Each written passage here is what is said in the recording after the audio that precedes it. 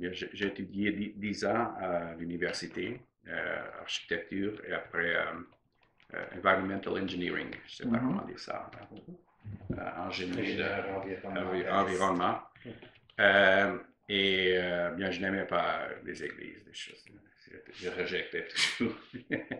Mais à travers mon passé, j'ai commencé très jeune à faire la consommation des drogues. Mhm.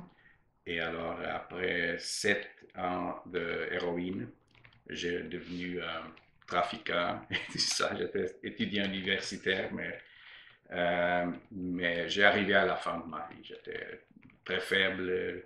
Euh, je vais changer pour anglais. Est-ce que je peux changer? Yes, Sure. go Okay. ahead. On Go ahead. comprend tout bien. So I was physically I was bad. Most of my friends in jail, AIDS, violent death.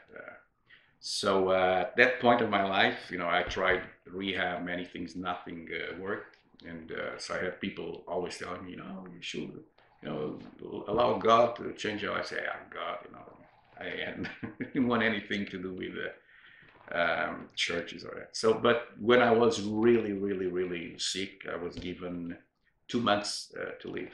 I was 24, and my sister is a doctor, so everybody, all the family knew I had blood poisoning. I had all sorts of problems, and so I thought, well, I'm going to die. I'll better try. If God exists, I'll better be in good Being good standing with terms. Him. And so I went to a church, and it was a Pentecostal church, and things changed. I I quit drugs that day, the first day I went there. Then I joined an organization that started in the States called Teen Challenge, Mhm. which is all over the world. It's a rehab center, faith-based. So I went there, and the 2 months passed. I was still alive. Then when I went back to the doctors, I was fine. I had no more illness, no more symptoms of disease. So I stayed for 1 year. I did a rehab program, and then I decided to learn more from Bible. So I went to Bible college and remained working in the rehab center, but never dreaming or thinking that I would, go to a church. But life changed, and so I started planting churches, well, helping people to come out of drugs, all that. And I started planting churches first in Portugal. Then I got more and more involved. I planted 5 churches. Then the Berlin Wall fell down at that time, and I really felt something telling me you need to pass the Berlin Wall and go there. So I quit the churches, and I went to Sweden. So I lived in Sweden about a year and a half. I had 2 babies. I was married by the time. And so in Sweden, I was teaching in a Bible school. So we were doing teams of young people. We were training them to go into different places, tough places. Swedish are very bold. So we had teams going to Amsterdam Red District to do things. We had teams going to uh, Sudan and Oman and the Arab Peninsula to the south. Tough places to go.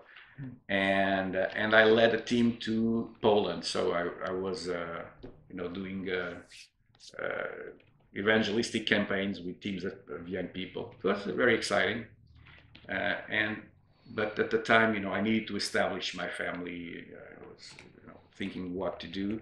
Then the opportunity to come to Canada came in '94.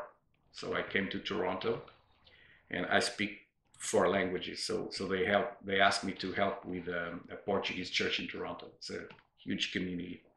It's 500,000 Portuguese live in that area. So it was quite a large church, about 1,000 people. So I went there, but it was too religious for me because I'm a pastor, but I'm not the religious kind of person. And so thinking, what should I do? I started planting churches. So I planted a number of different churches. I can give you a link to my resume so you have all the. Good. Okay. But it's okay. And does it disturb yeah, you? no. Okay, No. good. But so I planted churches in Cambridge, London, Toronto, Mississauga, Kitchener, uh, English, Portuguese, Spanish, French. I planted all kinds of churches and established kind of a little movement, a few hundred people. So by the time things were pretty much comfortable and established, I was challenged to come to Montreal by an organization, a church that was on Papineau. At the time it was called Vie et Réveil. It's an old church in Montreal. So they had about 650 people in an old theater. It's a gay village, St. Catherine and Papineau. What year was that? Approximately? Well, when I moved here 6 years ago. 6 years ago. Yeah, 6 years ago. So the pastor had a project, so he was moving to a new building. He needed someone to organize things, and he wanted to do church in English. So it was quite a challenge, but I moved with a family from Ontario. It was very hard. Very hard to come from Ontario. And so I became more an administrator rather than a pastor. So the church started to grow and went close to the Olympic Stadium. It's called MCI, and grew to 4,000 people. So it's it's probably the largest church in the island. It's Mission Charismatique Internationale du Canada. So I did, all the computer networks, databases, office organization. Pretty much very involved in the area of technology. I have a web design company for a long time, so I was taking care also of all that has to do with web. So I stayed there for almost 4 years. But I wasn't able really to plant the English church because I started to understand Quebec a little bit better. And when you have a very strong French environment, it makes things really hard. So I was able to get 60 people, 70, 80, and back to 40, 50, 60, back to 30, 60, 80, 90. But people, English-speaking people, will not adapt. It's a huge church, but they won't adapt in a French church. So after a period of time, then the opportunity came to come here to this church. It's a very traditional church and in decline.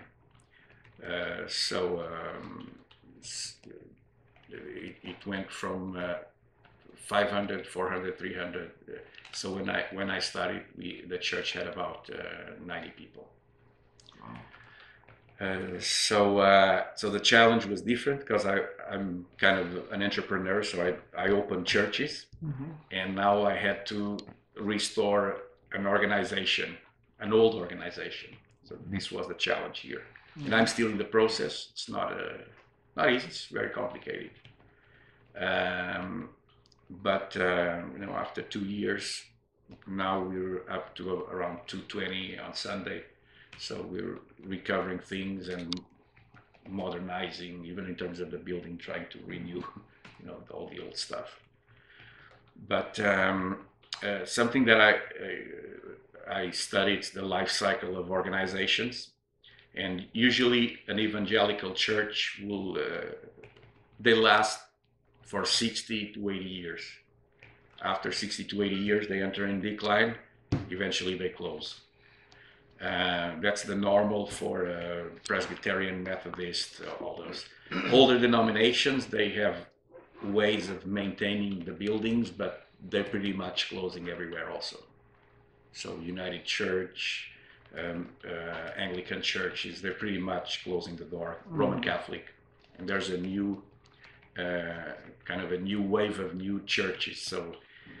But when the church is planted, there's about 5 to 15 years where there's steady growth, and then usually they plateau for 20 to 30, 40 years.